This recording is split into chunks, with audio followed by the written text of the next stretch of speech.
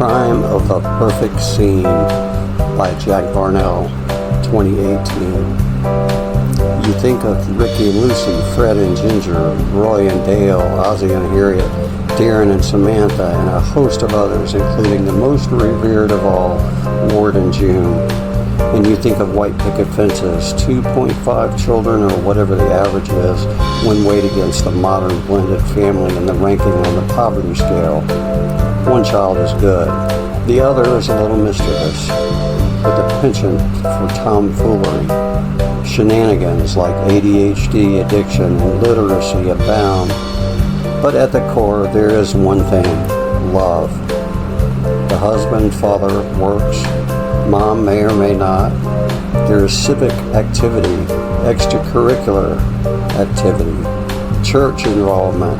The timelines and all seem to follow their prescribed course: birth, school, work, marriage, death, all with a smattering of the individual dramas necessary to sell soap, high-speed internet, or that shiny new foreign car. Made in America, wash, rinse, repeat. It's all prepackaged so nicely for an easily influenced kid longing for the promise that these images bring. It's really easy to believe that it can be that way. I still believe that it can be this way. I have seen it and I know what it looks like. I have also come to believe it is the essence of life to learn to deal and cope with the reality that it usually isn't this way at all. How to deal with the heartbreak that comes from it, and where to place the blame is the mission. Believing it can be so and expecting it are two separate things entirely. My vision always was that it should be all happy with momentary setbacks in life, like not getting to the dry cleaners in time to pick up your suit for the big presentation at McMahon and Tate. The images of perfection are being thrown at us from all sides, but in reality, my mom is throwing a particularly heavy piece of cut glass at my father right over my head. It can get confusing. So I expected Mayberry, and when things weren't that simple, I felt entitled to a payoff because it wasn't. I felt deserving of some relief because I was pretty sure inside that it would never be Mayberry for me, even though I was entitled. My parents' willpower, their new friends, the attached 2.5 friends for me, new jobs, new houses, new churches, new whatever could never provide the semblance of stability for very long, much less a lasting changing effect. And I watched from the middle of it while they tried. I became determined or resigned to do the same. After all, my mom did at least become a super mom after the divorce, right?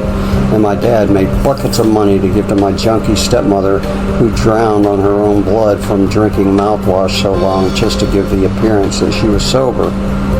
Just after transferring the remainder of my promised inheritance to her family. Something must be working for them. If I could double their efforts, combine that with my sense of entitlement and the fact that I was infinitely more wise than they or anyone else, success should be guaranteed, whatever success is. I'm not sure how this television crowd learned their lessons or where they got their motivation, but I'm pretty sure that Wally and the Beeve had never accompanied June to a nightclub in order to spy on Ward to see if he was with a hooker named Chicky Baby or not. So there it was, the crime of a perfect scene. The crime is that there is no such thing. We rarely, after appropriate alternatives, nor do we prepare ourselves or those we love for the humanity of this world with all the trimmings. We point to the perfect scene somewhere else, far removed from our responsibility as the ideal. We point outwards towards whatever gets the blame for it not being so in our lives. And when we point out, 3 other fingers point back at ourselves, our inadequacies and our fears, whether we know it or not. 2 traveling gurus who spent the most weekends carrying a hopeful message to the hopeless put it better than I ever heard it. And I'll paraphrase here, but what I heard was, it's become too difficult for us to teach morals and values, but security is a necessity, so rather than admit our fault, we pass that responsibility off to others or alternatives like daycare, schools, churches, TV, video games, sports heroes, musicians, mall security, or daddy's freaking credit card. In the process, since it is so hard to teach these things, the remedy has become to institute rules in their place. The truth is that with morals and values, there would be no need for rules. So we wring our hands, complain about the sad state of the world, and we wonder out loud, what is wrong with today's youth as we head to the pharmacy to pick up more ADHD meds? In our most misguided moments, we pretend like it is on TV, like it is for the Joneses, blind to the realities and shielding others from the truth because the frailty of our human existence is hard to accept. Is it my responsibility as a human or as a good man of sorts to shine the light of hope and carry a positive message without dishonesty, while emulating the balanced, compassionate accountability that comes from trying to live what I espouse? You see, I'm a cheerleader, and I need to exhibit the common traits of those cheerleaders that you remember from school.